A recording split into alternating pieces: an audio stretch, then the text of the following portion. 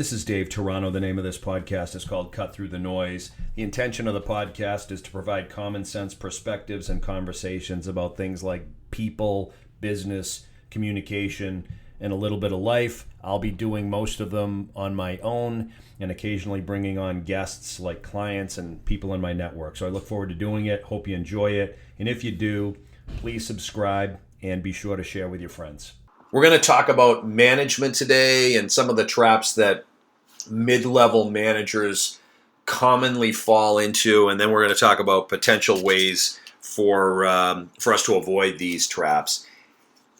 If you're going to get into you're either in management now or you might be considering getting into management. There's a couple of reasons. Some people get into it because they just love leading and developing other people. They believe that deep down, if they were to have more influence, that they could really improve the quality of the work environment or the growth potential of the company, or they can really make an impact and allow the organization and its people to make progress. And they have all sorts of great reasons and forward-thinking reasons to get into the role. Then there's everybody else, and everybody else is a big pool of people. These are people that get into management because they think it's a way to no longer do any work. If I can get into management, I don't have to do this anymore. I can get somebody else to do it. Or they get into it because it's a way to make a little bit more money. And then the last negative reason to get into management is you want the title. I need to show that I'm taking on more responsibility. I'm building my resume. My title is increasing as the years go on. And I'm not saying that it's not important, but if that's your reason for doing it, you probably want to rethink your strategy here. Because when you get into management and you realize that it's not that simple. You might get the title, you might get the money, you might even be able to delegate some of the work to other people. But there's a whole host of other things that are going to fall onto your plate. And if you're naive and you don't think through it, you're going to find yourself stuck in between your employees and the people above you. So one of the traps that some of these folks run into, and it's not like I haven't run into it, but I see clients on a regular basis run into it. I talk to friends in middle management, they run into it, is they kind of strip their own power, and they position themselves, not on purpose, but they position themselves more or less as a go-between or a messenger boy, a messenger girl. You're just carrying out the orders of the executive team or the senior management team or the owner. I'm just doing what I'm told. And then you're delivering information to the employees on someone else's behalf. And that only causes the employee population to question what it is that you do. That actually draws more negative exposure to us as a manager. When the employee starts to view the manager as just this person in the middle who's interpreting information on behalf of this other group, they start to question why you're even needed. Like, why do we have this person between us and them? Why are they relying on this individual to give us this? And a lot of times there's stuff lost in translation. Not everything communicated is complete. Not everything communicated is accurate. And when the employee starts to believe that the manager is simply a messenger, it slows things down. Because they start to wonder, they start to pick up inconsistencies, and they start to wonder, what else am I not understanding? Is there anything they're not sharing with me? Why is this person in the way? And they can easily view the manager as in the way. Going up the ladder, though, if the manager is somebody who feels like they need to report back to the people above. I need to report back and give them a status on all my people. And I need to tell them who's doing well and who's not doing well. Well, all they are, again, they're just a go-between. They're reporting back on something somebody else has done or something somebody hasn't done. And they position themselves to be redundant. The role becomes redundant. All I'm doing is telling this group what that group's doing, and I'm telling that group what this group's doing. And it's back and forth, and the manager starts to reduce their own value. It's a significant trap that so many really good people fall into because they're trying to please, they're trying to serve two masters. I'm trying to communicate to both sides, and they end up getting stuck in the middle trying to interpret the intentions of each side.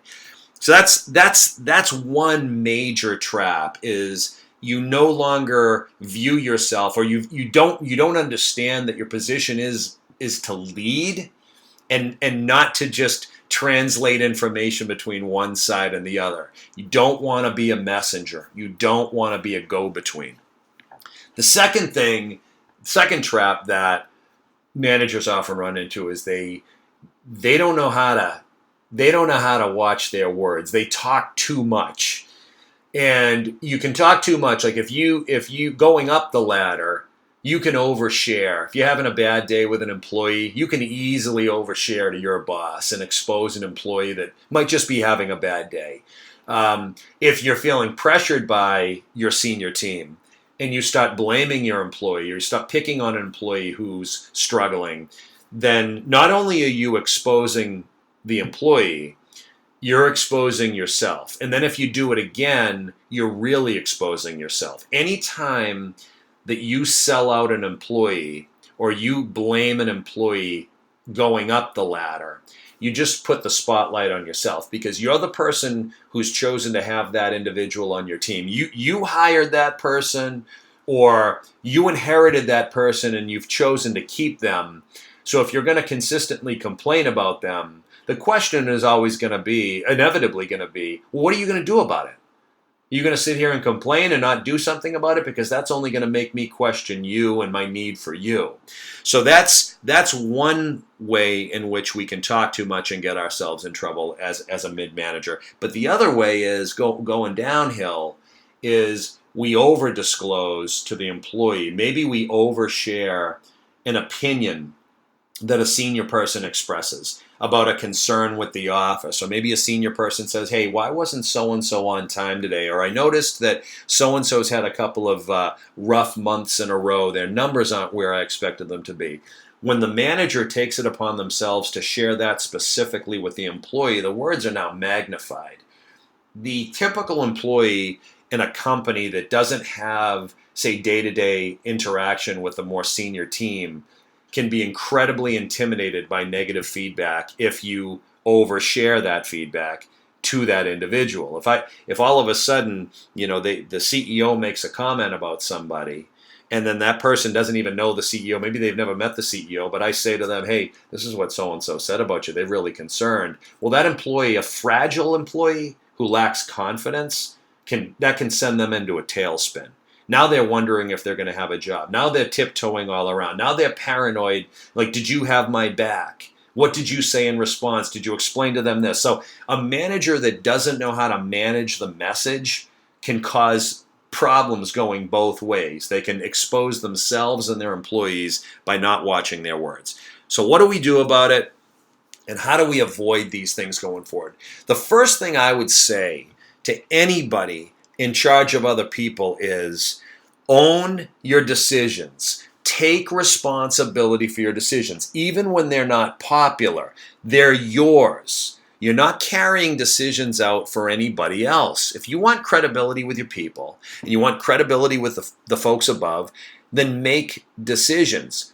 Your job is not necessarily to execute everything that your boss wants you to do. Sometimes your boss has a bad idea. I'm sorry for all the brilliant bosses out there, but not every idea you have is a good one.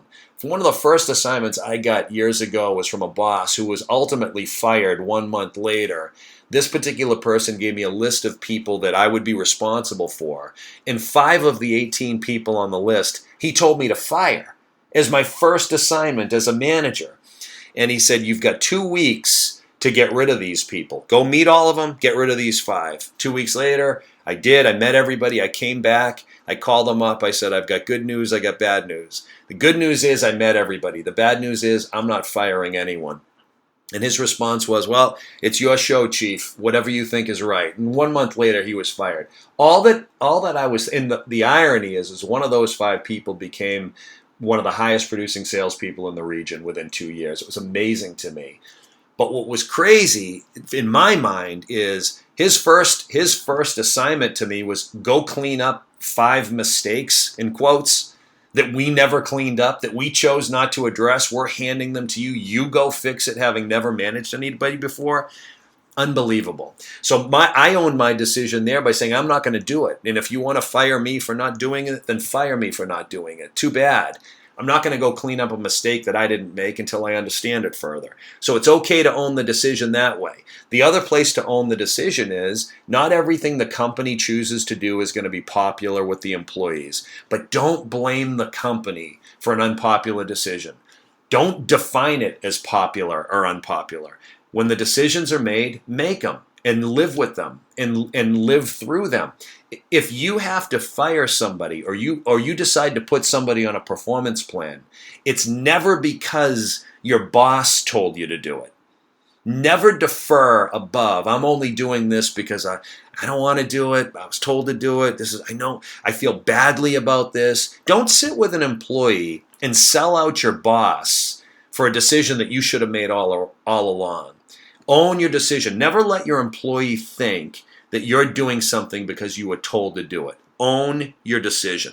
The second thing I would say, watch your words. I'm not big into words matter. In fact, for the most part, I would say the only thing that matters is what we do. I don't care what we say. But in this case, when it comes to managing people, if your people aren't used to being around senior people, and they have a fragile perspective on their status in the company, you got to be careful with what you choose to share with them. If a senior person is in a bad mood or a senior person has a concern and the employee has a fragile ego and they could easily misconstrue the intention of that, it could spiral out of control. So just because a senior person makes a negative comment, if you want to own your decision, watch your words. Say, look, own what needs to get done and talk to them about what needs to get done. Don't necessarily say we have to do this because so-and-so is upset or we've got to change this because this person's mad or this person's concerned. No, it's we are here to get this stuff done and we need to correct it. It's not in reaction to somebody else's request or mood or anything. Own your words and don't overshare. Don't put yourself in a position where you'd fall into that go-between thing where you're just talking on somebody else's behalf either way. And then the last thing I'd say is never sell anyone out.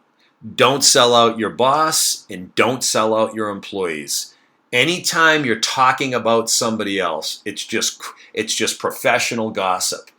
Nobody respects the person who's talking about another person in a negative light. Have everyone's back, own your decisions, watch your words. And my quote is, and I want you to think about this, and I believe this firmly, is because in the end, our people are nothing more than a reflection of us and what we tolerate. So we better set a good example. Talk soon.